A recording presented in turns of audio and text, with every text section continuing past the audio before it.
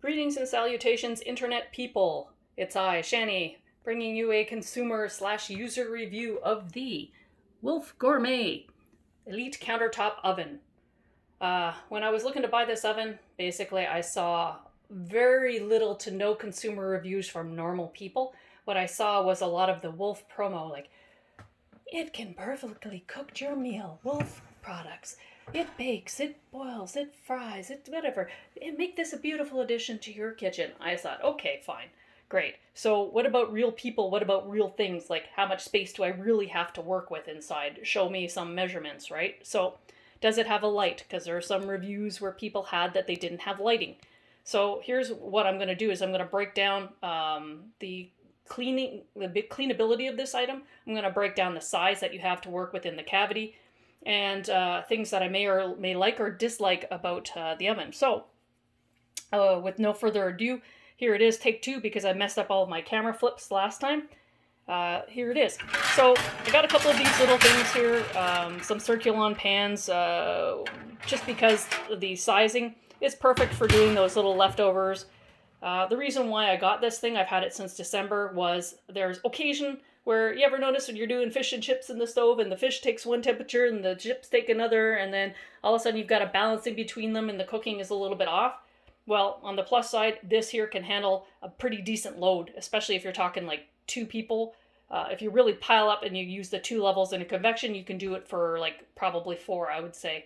So another thing was when you're doing those big Christmas meals at home and you've got stuff you want to keep warm, but the stove is being used for turkey or whatever roast you're doing, you've got this as a handy backup, which has proved itself useful. So I really enjoy that about it.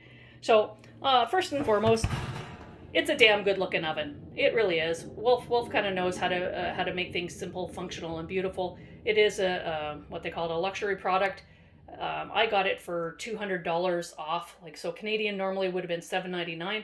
I got it for $5.99, and I don't think I would have paid $7.99 for it. So to me, Jesus, it costs almost as much, if not more, than my regular stove. So, anyways, what you have basically, I'm sure you've all seen this stuff online. You have your convection, you have your symbol in the top, which basically indicates that your stove is in standby mode.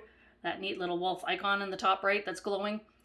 So you've got your proof, your warm, your roast, bake, broil, toast, and bagel, and your two different knobs which control your temperature adjustments and your toast adjustments. So anyways, I thought it might be nice to have as a backup toaster, but to be honest with you, it takes 6 to 8 minutes to make a slice of toast because of the large size of the cavity. Much bigger than your average toaster. It takes a lot of time to warm up. However, if you're doing a big breakfast for your family and you've got 6 slices of toast that you want to be done at the same time, you can literally throw this in, and I'll show you how cool this is. So you have your features down here, which basically give you an indication of your toast amounts. So we'll switch this bad boy over to toast, bagel. So you notice that you've got an option of 4 slices or not. So down below here, you can adjust this knob here, and it'll basically go 3, 4, up to a maximum of 6 slices of toast. The second knob here will basically give you an indication of your light and darkness for your toast, which is kind of cool. So really, if you're having a big breakfast, hey, go for it, right? 5-year warranty on this thing, right? So you don't get a whole lot of stuff. Oops. No, I don't want it. Stop it. Stop. Okay. Okay. Anyways, yeah. So I myself, I splurged, and I also got a Wolf toaster. I'll give a review on that once I'm satisfied that I'm going to keep it and it does exactly what it's supposed to do, because when you pay that kind of money for a product, you want to make sure that it works well. So, moving on. So, you do have a light. Lights it up really well, which is a really lovely feature. It's an LED light, so you can basically unscrew that thing yourself and place the light LED bulb in for a new one. That being said, make sure that you don't handle that type of bulb with your fingertips, because your skin oils can ruin the bulb. You can see that the top part of the oven is a little bit grotty. Highly advised to not use a convection fan on your oven when you're doing something greasy. Very bad idea. So, what comes with this thing? at least with this model, and I got it through Best Buy Canada. You have 2 racks, which are great. Hard to tell what size that you're dealing with here right now, but I'll give you an idea of size perspective in a minute. You've got your gasket, which comes around the top to prevent the heat loss. So this bad boy will heat up to about 400 degrees in about 6 minutes, which is pretty damn awesome. So you're saving a little bit of time in preheating, especially when you want to do that like quick burst, reheat your pizza. It makes it really good.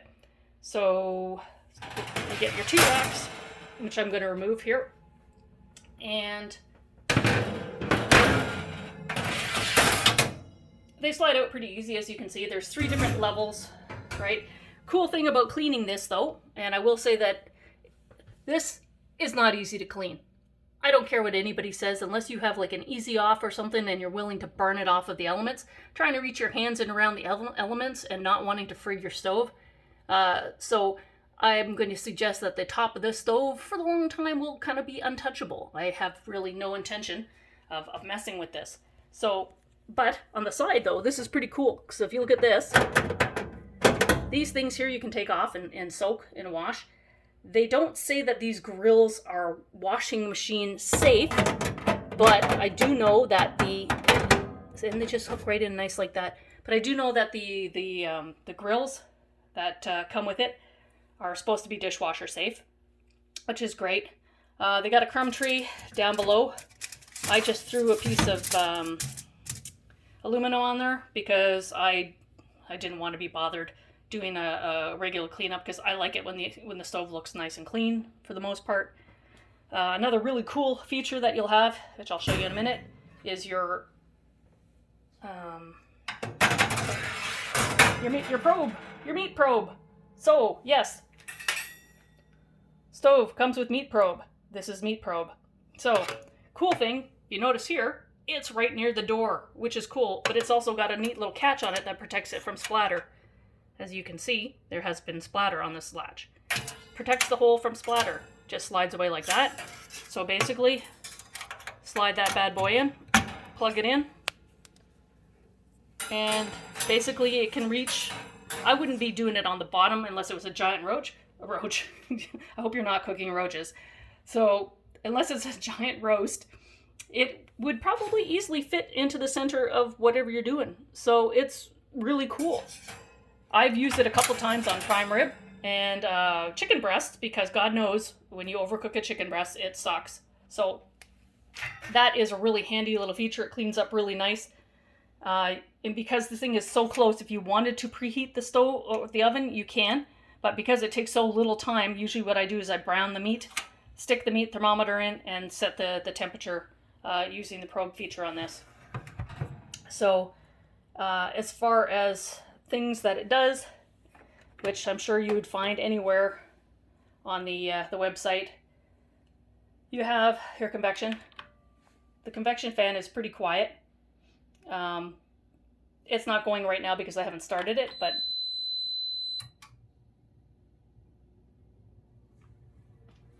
I don't know if you can hear. But the fan is right there.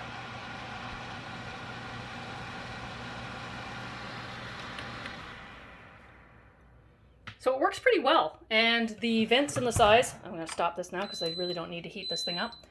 So you got your vents in the sides get pretty hot, I'm not going to lie, and the top gets hot. So don't leave plastic items or anything that might likely melt on the top. Now, if you are cooking and you want your plates to be warm, put your plates on top. It'll keep them nice and warm while you're cooking. Pretty cool.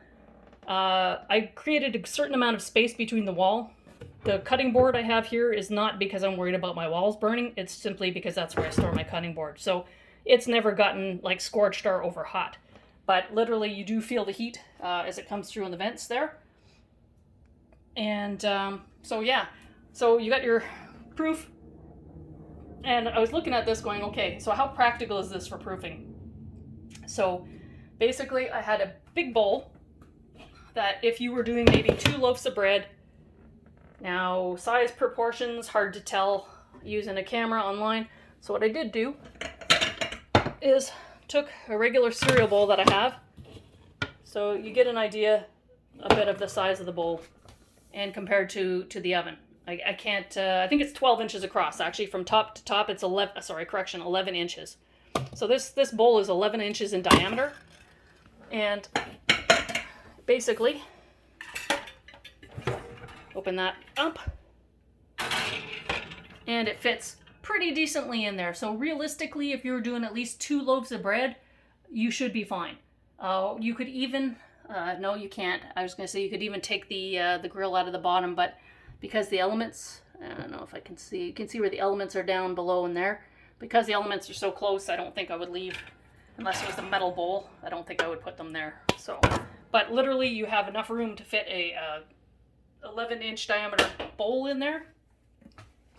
As far as the actual size for your grill, to show you what you literally have to work with, pull out the old tape measure. Sorry, hang on here, putting you down, bear with me. So, tape measure, you're looking at, as I've got it upside down, it's from the first inner rung to the second inner rung, because the other 2 are sliding. So you're looking at 14 and a half inches. So easily 14 and a half inches width, and then you're looking at 12 inches depth to work with for this stove, which is pretty darn good, but it's not, unfortunately, good enough to work with a regular size cookie sheet. So we're just going to put this thing back. Hang on here. Put this grill back. Slide in nice and easy. As I mentioned, you have 3 levels. What the Wolf oven does come with is this. So if you notice, from bottom to edge, that's a regular smaller type cookie sheet that I've got down underneath it. This thing comes with it as well. So you've got a rack, which is nice, and you've got a certain depth to the pan. So you can do, I don't know, if you want to do a lasagna or something in that pan. Personally, like, I wouldn't, but you could. One thing I wouldn't do in this oven is bake. And the reason why I wouldn't bake in this oven is because you can't fit a regular size cookie sheet.